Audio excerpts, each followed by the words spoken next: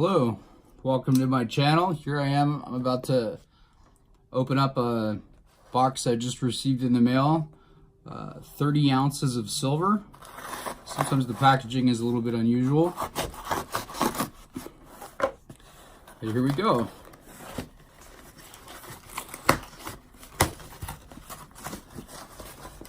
Sometimes it's a little bit slow on delivery. I'm a repeat customer with this individual company, and just by purchasing it through your checking account instead of through using a credit card, which is a little bit faster, but you're charged more money. Or you can also pay by Bitcoin or PayPal, also charges a little bit extra money. So this is slower, comes by mail. And for myself, it takes about 10-12 days. So I was enthusiastic to receive these items tonight. This is 30 ounces of 99.99 pure silver. And these three 10-ounce bars are all from the Royal Canadian Mint of Canada. They're not considered stackers, but they are brand new bars. The numbering is a little bit high. This in the future could be utilized as a secondary market bar, but I'm impressed with these bars because they're electronically not hand poured. It's electronically stamped, and they're very professional looking. And some of the other bars are only 999 purity, whereas these Royal Canadian bars are 4 times 9. So there's only a 1/100th of a gram that's missing out of this as the assayer's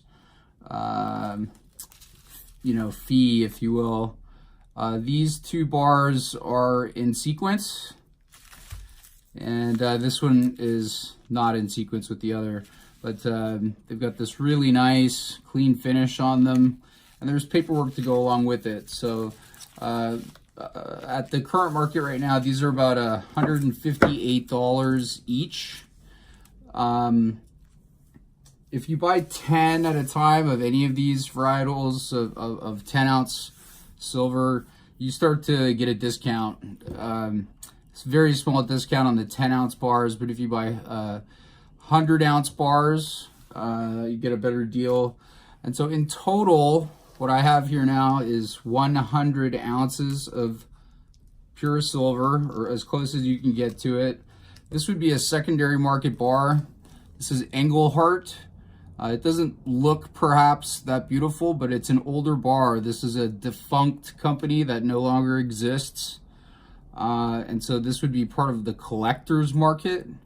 And you can buy them online, and they request sort of a kind of premium on those bars. I might have purchased this for $180, but would try to sell it on if I wanted to in the 200s. Same scenario with Johnson and Matthey, also a very well-known company, and I have two bars from this company, and this one here is older than the other. So when these also would be part of the secondary market. It's possible that the commanding price on these three could be $200 or even a little bit more per bar. You can see though that the shine is not quite there. Silver does have a tendency to kind of oxidize a little bit. Not too difficult to clean it up though. This is another version.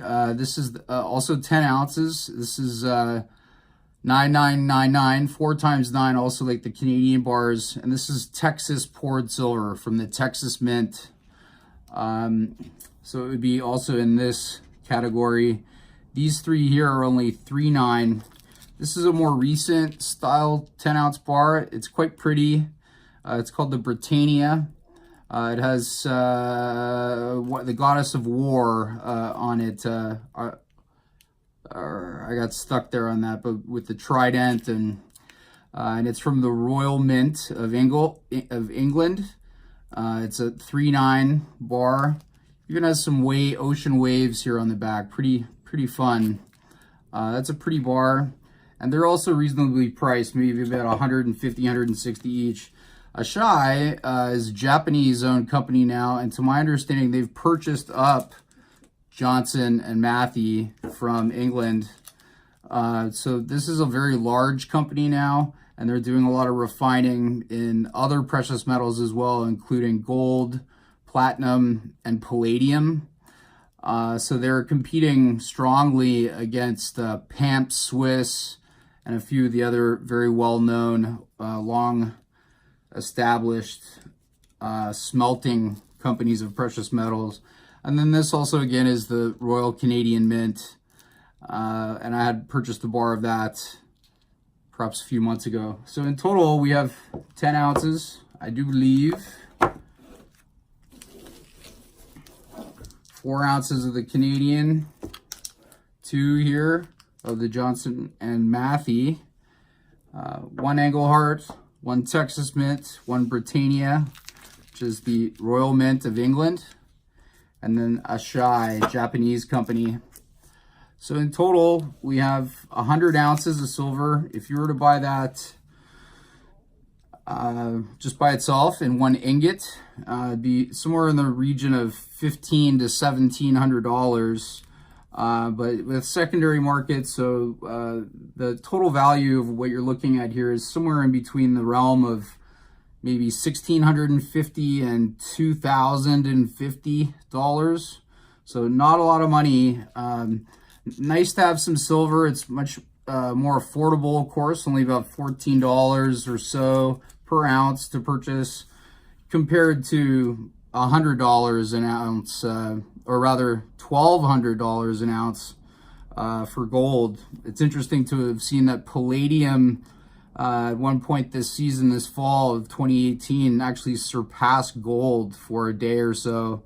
To my understanding, that has something to do with Russia being one of the premier miners of palladium.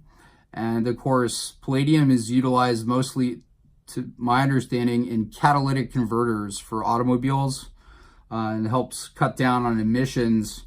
Silver, not so much, but that might be a reason why palladium has become so expensive.